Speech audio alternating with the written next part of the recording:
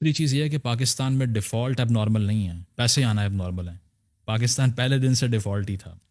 Even جناح صاحب was the first مین جنہوں نے آتے ساتھ امریکہ سے $5 ارب کی ایڈ مانگی تھی، اور پہلی پاکستان میں شپمنٹ ویٹ کی 1949 میں آ چکی تھی۔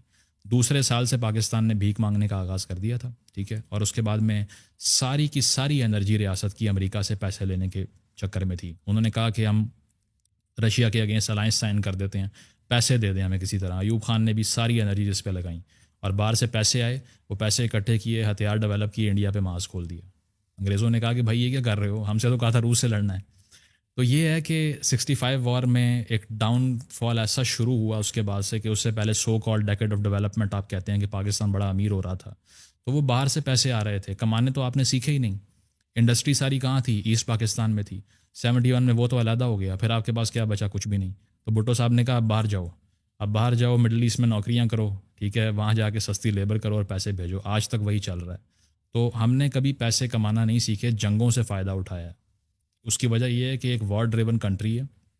جیسے ہی افغانستان میں جنگ لگتی ہے، مٹھائیاں بڑھتی ہیں یہاں پہ کہ یا اللہ تیرا شکر ہے اب ڈالر آئیں گے۔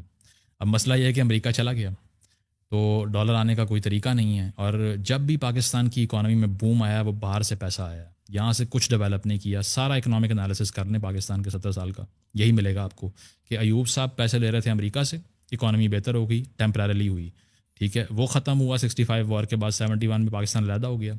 80s میں حالات شدید خراب تھے 78 تک، اس کے بعد میں روس نے حملہ کر دیا افغانستان پہ، پاکستان نے پھر خدا کا شکر ادا کیا، اور پھر ڈالر آنا شروع ہو گیا ضیاء الحق صاحب کے ٹائم پہ، پھر اکانومی تھوڑی بہتر ہوئی۔ پھر 98 میں ہم اسی ڈیفالٹ پہ کھڑے ہوئے تھے، $2.5 ارب اکاؤنٹ میں رہ گیا تھا، فارن کرنسی اکاؤنٹ سیز ہو چکے تھے، لاکر تک سیز کرنا چاہ رہی تھی گورنمنٹ، کچھ نہیں بچا تھا، ٹھیک ہے۔ اور پھر دوبارہ سے مشرف صاحب نے کو کیا، ٹھیک ہے، ہمارے اوپر ایمبارگوز لگ رہے تھے دنیا بھر سے کیونکہ ہم نے نیوکلیئر ٹیسٹ کر لیا تھا۔ تو اللہ تعالیٰ بھلا کرے اسامہ بن لادن کا کہ اس نے ٹوئن ٹاور والا اٹیک کیا، وار آن ٹیرر شروع ہوئی، مشرف صاحب نے کہا یا اللہ تیرا پھر شکر، تیسری بار اب ڈالر آئے گا، وار آن ٹیرر شروع ہو گئی، پھر پیسے آنا شروع ہو گئے۔ مشرف صاحب کو لوگوں نے کہا یار کتنا زبردست اکنامک مینیجر ہے۔ تو ہم نے کبھی پیسے کمانے پہلے دن سے نہیں سیکھے، ہم صرف پلاٹ خریدنے اور بیچنے آتے ہیں۔ ریئل اسٹیٹ ماڈل ہے آپ کا، اور وہ ایک ببل ہے۔ آپ نے پلاٹ خریدا میرے سے تو پیسے میری جیب میں چلے گئے، اور میں نے جا کے اسی پیسے کا آپ سے ایک اور پلاٹ لے لیا جا کے، وہ پیسے ادھر ہی سرکولیٹ ہوئے جا رہے ہیں، ویلتھ کریشن کیا ہے؟ زیرو ہے۔ تو آپ وہ کر ہی نہیں سکے کام جو ہندوستان نے کر لیا، انہوں نے اپنی انڈسٹری ڈیولپ کی۔